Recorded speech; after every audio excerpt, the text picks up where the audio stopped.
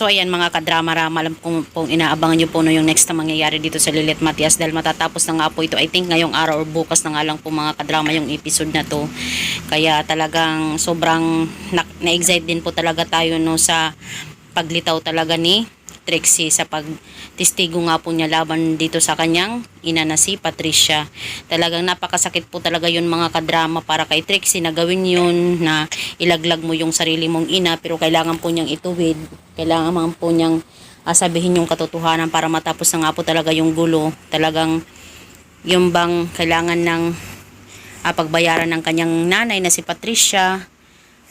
Kaya itong si Lorena mga kadrama ay sobra po talaga nagpapasalamat dito kay Trixie dahil kay Trixie nga po ay nakuha nga po nila ni Constantino yung asawa niya, yung hustisya dito kay Ino, at pati na din talaga sa kanyang kaibigan na si Meredith. Hindi lang din talaga sila ka Lorena yung nakakuha ng hustisya, pati din talaga itong si Lilit, pati din si Era, tsaka itong si Ramir, na ngayon talaga ay magkakaroon na po talaga sila ng peace of mind, diba?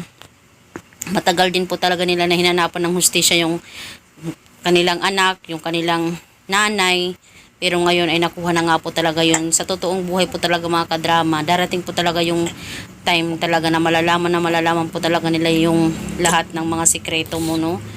Kasi sabi pa nga, walang sikreto na hindi talaga sisingaw, hindi talaga lalabas sa tamang panahon.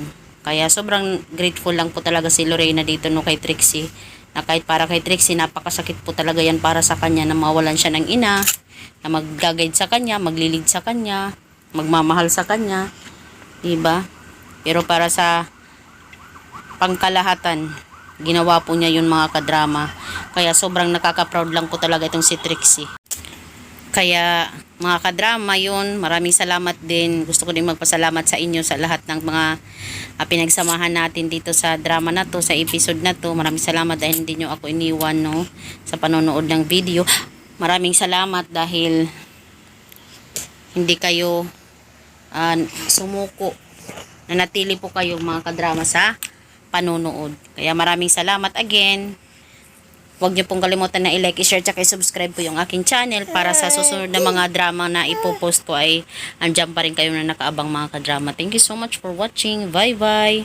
Abangan na lang po natin mga kadrama yung finale ng Lilit Matias. Thank you so much sa lahat ng ating mga pinagsamahan mga kadrama.